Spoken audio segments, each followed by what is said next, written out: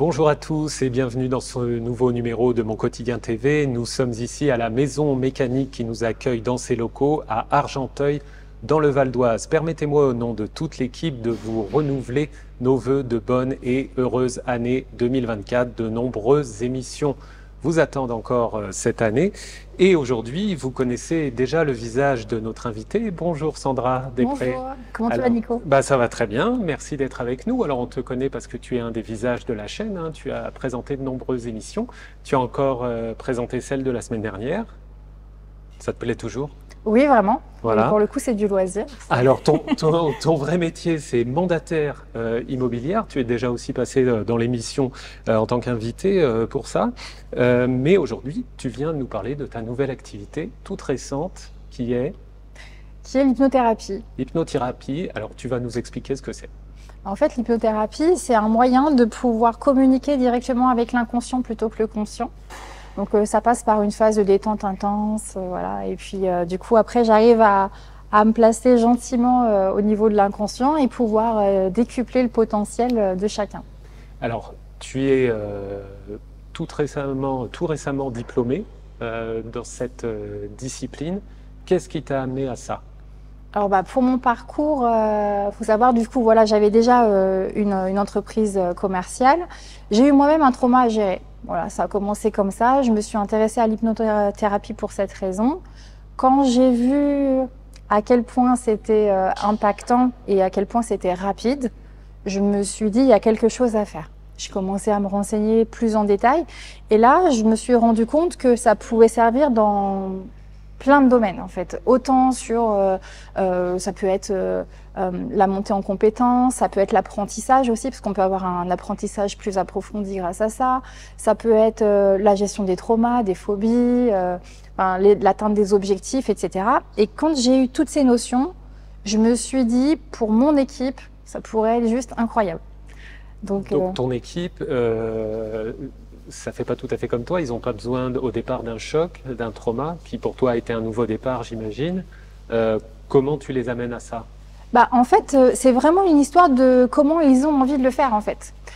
L'hypnothérapie, ça passe par le fait de comprendre que toutes les ressources sont en soi et ça passe par le fait d'être à l'aise avec le sujet.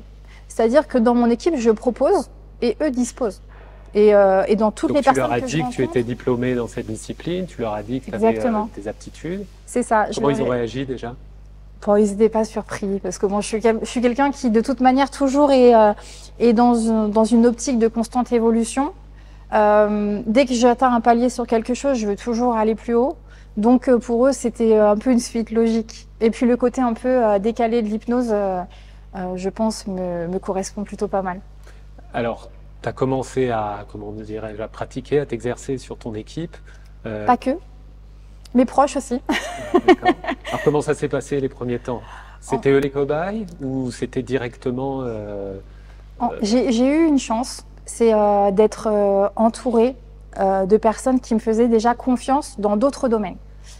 Le fait qu'ils aient une confiance un peu aveugle, hein, sans aller aussi loin, mais enfin tu comprends le mot. Bien sûr. Le fait qu'ils aient confiance en moi, en fait, ça leur a permis de me dire, allez, ok, on sait que tu vas faire les choses bien, on y va. Et les retours ont été très rapides et très bons. Du coup, en fait, ça m'a donné une base pour pouvoir communiquer, voilà, et puis après… Alors, dans les retours positifs, on te disait quoi, notamment? J'ai eu tellement de choses, et il y a des personnes sur qui ça a été des désensibilisations émotionnelles. C'est-à-dire des personnes qui ont eu des chocs, c'est quelquefois des peines de cœur, ou ça peut être des deuils, ça peut être des problématiques liées à la famille. Enfin voilà, il y a plein de choses où on se retrouve avec des émotions négatives. Sur ça, par exemple, j'ai eu beaucoup de retours. J'ai eu des retours sur des pertes de poids aussi. Des personnes voilà, qui m'avaient consulté pour ce genre de choses. La plus grosse perte de poids que j'ai faite, c'est une personne qui m'a consultée en juin. Et aujourd'hui, on est à quasiment moins 15 kilos. Donc ouais. Tout ça en 6-7 mois environ. Oui, et en plus de ça, ça se fait de manière très douce. C'est-à-dire qu'il n'y a pas de changement, il n'y a pas de choses comme ça. C'est vraiment, tout se fait de manière inconsciente. Donc plutôt sympa. J'ai fait de la préparation mentale pour des sportifs. qui allent en compétition. J'ai fait aussi des atteintes d'objectifs pour les personnes de mes équipes. J'ai fait de l'arrêt du tabac, bien entendu, et plein d'autres choses. Donc, tous ces retours, en fait, au fur et à mesure, me ramènent d'autres clients, en fait, tout simplement. Le bouche à oreille aussi. Et quand tu te compares avec les autres qui pratiquent cette discipline, c'est des résultats hyper rapides, enfin, d'après ce que tu dis, ou est-ce que c'est dans la norme, les temps de résultats? C'est propre à l'hypnose. Après, dans ma méthodologie, en fait, l'hypnose, c'est on fait un point, c'est OK, et on travaille. Moi, après, c'est vrai que j'ai tendance à passer un peu plus de temps avec les personnes, dans le sens où plus je vais en savoir, plus j'oriente ma séance pour qu'elle soit personnalisée et du coup qu'elle puisse impacter au maximum la personne. Donc mon idée, c'est pas de jouer sur 1, 2, 3, 4 séances, hein, puisqu'une problématique en hypnothérapie se règle au maximum sur 5 séances. Mon idée à moi, c'est j'essaye de faire au mieux, d'être le plus efficace, le plus rapidement possible. Et plus la personne me parle et plus je comprends sa problématique et plus c'est simple pour moi de pouvoir l'aider. Alors, on va poser une question assez simple. En tout cas, la réponse, je pense, va être rapide. Est-ce que tout le monde est réactif à l'hypnothérapie? Alors, l'hypnose en hypnothérapie, oui. Par contre, en fonction des personnes, ça peut être plus ou moins long. Parce qu'en fait, une séance basique se passe d'abord une période justement de mise en transe. Donc, c'est une relaxation intense. C'est pas un truc, on claque des doigts. Là, si je te demande par exemple de m'hypnotiser pendant les 20 minutes d'émission, là... Tu dors, Nico. Ah mince, ça marche pas. Ça marche pas. Non, déjà, il faut savoir une chose, c'est que ça s'appelle l'hypnose de spectacle ou la speed hypnose, et ce n'est pas ce que je fais. D'accord. J'avoue que je suis censée me former dans pas longtemps à la speed hypnose, mais c'est plus un kiff personnel que sur l'hypnothérapie. Ça n'a pas les mêmes vertus pas du tout que l'hypnothérapie. La speed hypnose, c'est plus sur le côté spectacle, amusement, loisir, même si malgré tout, le fait que la personne soit en transe, on peut aussi travailler au niveau thérapeutique.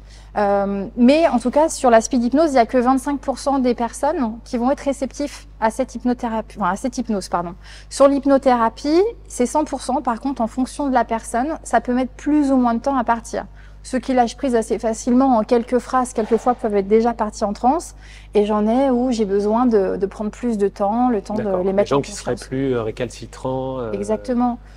Souvent, il y a aussi ce côté un peu peur de l'inconnu. Est-ce qu'on va prendre possession de mon esprit? Est-ce qu'on va me faire des choses que je ne veux pas faire?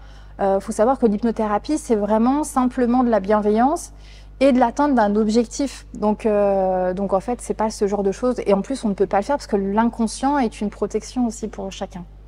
Et quand tu arrives dans un endroit avec non pas les personnes de confiance, mais des gens que tu connais pas, est-ce que tu vois tout de suite qui est plus ou moins réceptif, qui est plus ou moins réfractaire?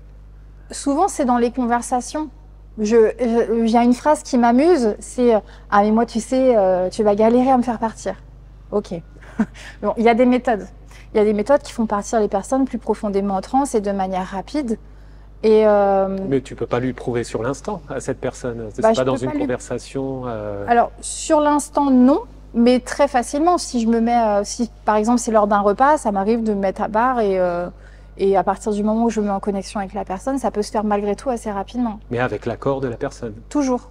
Toujours. De toute manière, que les choses soient claires, si quelqu'un ne veut pas être hypnotisé, il ne part pas.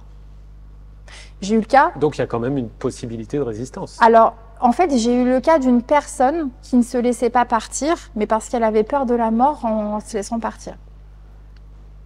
C'est la seule et unique personne. Et là, c'était l'inconscient ou le conscient qui parlait? Non, je pense que c'était le conscient. Et en fait, le problème, c'est que plutôt que de se laisser aller à la détente, et en fait, elle ouvrait les yeux toutes les 2 secondes, ou en fait, elle se laissait pas aller. Donc, moi, ça, c'est ma limite, en fait. Je peux pas aller forcer quelqu'un à se mettre en transe.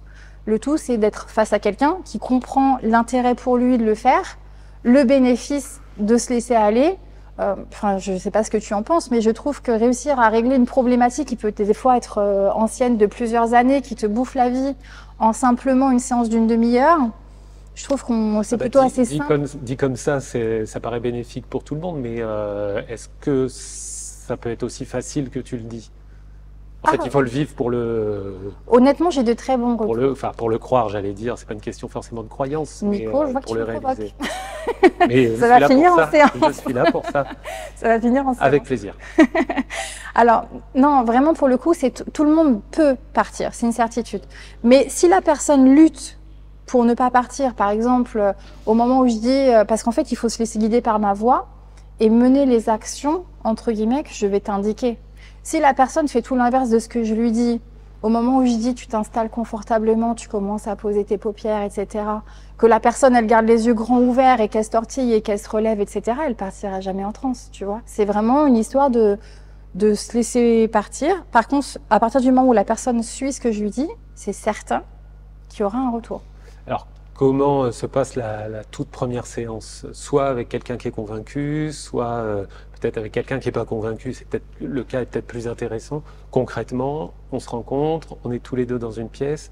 Qu'est-ce qui se passe? Comment tu travailles? Comment tu fonctionnes? Très souvent, les contacts que j'ai, c'est ou du bouche à oreille ou par mes réseaux sociaux. Donc tout d'abord, je mets déjà en place un premier rendez-vous d'appel où on se voit, vraiment à titre d'information, où j'explique comment ça se passe. Je fais sauter un petit peu les verrous parce que je sais que c'est pas toujours facile de faire confiance à une personne qu'on ne connaît pas. Donc je crée le lien de confiance et j'explique aux personnes ce qui va être le bénéfice de cette séance, comment ça va se dérouler, je les rassure sur les craintes qu'ils peuvent avoir par rapport à la transe, éventuellement, parce que souvent quand on dit transe, c'est un mot qui fait un petit peu peur, on imagine tout de suite les personnes qu'on voit en limite en crise d'épilepsie, etc. Alors que ou des choses pas comme du ça. tout. C'est pas du tout ce qui se passe. Ce n'est pas du tout ce qui se passe en séance, sinon j'aurais vraiment choisi une autre voie. Mais là, pour le coup, voilà, je rassure les personnes déjà de manière à ce qu'elles comprennent ce que je peux leur apporter, comment ça se passe et quelles sont les retombées pour eux. Et puis ensuite, lorsqu'on fait la séance, à ce moment-là, ils ont déjà tous les verrous qui ont été levés et du coup, en général, ça se passe très bien lors du rendez-vous. Et là, sur, on va dire, 100 personnes que tu vois, j'imagine qu'il y en a 99 qui sont, en tout cas partantes, déjà convaincues par la démarche. Il y a des personnes qui, quelquefois, viennent me voir par curiosité. Il y en a qui viennent me voir avec des gros traumas, mais qui sont vraiment encore dans la peur de gérer aussi, parce qu'il faut pas oublier une chose, c'est que l'hypnothérapie, c'est la suite de la psychothérapie. Donc, il y a vraiment des cas qui sont très, très profonds, très douloureux, etc. Donc, il y a des personnes qui doivent déjà être dans l'acceptation de leur propre problématique avant de commencer déjà à entamer un cursus avec des séances, et un suivi. Donc, moi, je laisse le temps, en fait. Je pars du principe que ce qui doit venir à moi viendra à moi. Et si je dois venir à quelqu'un, ce sera la même chose. Et je laisse les personnes, en fait, tout simplement être hyper à l'aise avec le sujet. Peut-être qu'ils ont besoin de temps pour se dire, bon, ok, je vais y aller. Peut-être qu'ils ont besoin de continuer à avoir les retours des autres pour voir que ça fonctionne. Il n'y a pas de souci, en fait, chacun son timing. Alors, de façon concrète, on a dit, là, l'émission est trop courte pour tenter une expérience. Mais là, si tu devais, moi, m'hypnotiser, qu'est-ce que tu ferais? Si on avait le temps dans l'émission. Comment se passe une séance type? Oui. Alors tout d'abord, il y a déjà un point sur... souvent, j'ai déjà listé les problématiques. Selon les problématiques les plus importantes et ce qui a amené à ces problématiques-là le plus profondément, je vois le nombre de séances qu'on organise. Le début de la séance, ça va être une détente intense. Donc j'ai même créé un... Donc la personne est allongée dans ces cas-là? Même pas. Je peux être même là assise comme ça, c'est ok, même debout pour certains protocoles. Le tout, c'est de se mettre vraiment dans une situation de détente et de décrocher en fait, voilà, tout simplement. Donc j'ai mis en place aussi des massages hypnotiques que je fais, donc où ça aide la personne justement pour ceux qui sont un petit peu à lâcher prise, retenue, voilà, à partir dans la détente du massage. Donc là pour le coup, c'est vrai que ça c'est vraiment un bel outil, on va dire, pour le départ en transe. Et en fait, quand ça se passe, une fois que la personne est partie, moi, je vais avoir des réactions corporelles qui vont me dire que là, ça y est, on y est, et que je peux commencer mon protocole thérapeutique. Et après, en fonction de la problématique, j'ai tout un panel de protocoles. Et en fonction de la problématique précise, il m'arrive même de jongler avec plusieurs protocoles pour régler des problématiques. Quelquefois, vous voyez, par exemple, j'ai eu le cas récemment d'une personne qui faisait des crises de boulimie. Mais on s'est rendu compte qu'elle faisait des crises de boulimie parce qu'il y avait une problématique bien plus profonde. Voilà, et que le problème, c'était pas de manger et de prendre du poids. Le problème, c'était le stress qui avait causé des traumas précédents. Voilà. Donc quand c'est comme ça, il faut creuser un petit peu et puis après on mixe de manière à faire la séance idéale pour la personne. Ça dure combien de temps en moyenne une séance? Une séance, ça peut durer entre 30 et 40 minutes. Il n'y a pas de durée type, c'est aussi en fonction de Oui. la réaction de la personne. Bah déjà, si la personne part très rapidement, je peux commencer le protocole thérapeutique plus vite, donc c'est OK.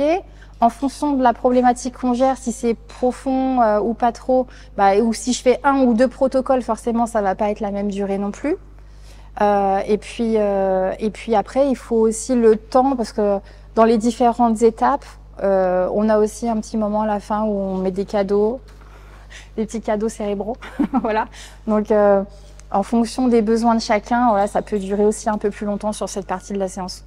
Est-ce qu'on retrouve dans tes patients un profil type? Est-ce que c'est plus des hommes, des femmes, des Vraiment jeunes, pas. des vieux? Les femmes sont plus réceptives au message de l'hypnose. Pourquoi? Parce que elles en ont parlé entre copines, on en parle beaucoup dans les magazines féminins. C'est quelque chose qui est souvent, les femmes sur ce genre d'expérience sont un peu plus ouvertes. Parce que les hommes sont, enfin, en tout cas, croient être plus sûrs d'eux, peut-être? Non, je pense qu'ils ont plus de mal avec le contrôle, peut-être. C'est plus. Oui, c'était le sens de ma question. Ouais, c'est plus ça, souvent. Maintenant, j'ai beaucoup d'hommes quand même qui me contactent. Et souvent, ce sont des hommes qui sont très ouverts d'esprit. C'est-à-dire qui partent du principe que voilà, ils ont travaillé déjà le développement personnel, ils connaissent beaucoup la psychologie, etc. Et du coup, c'est OK. Mais je commence à avoir une belle clientèle masculine aussi. Tant mieux. Ouais. Est-ce que tu recommandes l'hypnothérapie à tout le monde? Honnêtement, c'est un si bel outil que je trouve que c'est malheureux de passer à côté.